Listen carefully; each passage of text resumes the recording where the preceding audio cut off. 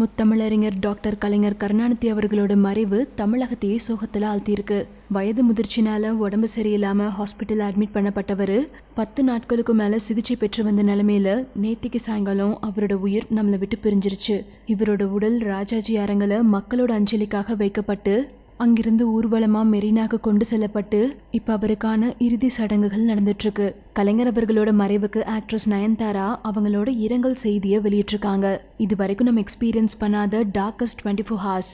நம்மளோட சன்ஷைனை, ஃபினாமினல் ரைட்டரை, சொற்பொழிவாளரை, அரசியல் தலைவரை, சிறந்த லீடரை, நம்ம ஸ்டேட்டோட அடையாளத்தை நம்ம இழந்துட்டோம். He has been the voice of Tamilans, represented our state and has been the headlines for almost 75 years. His achievements are unbelievable and we have always been in awe for his excellence and the way he has ruled the state for so many decades.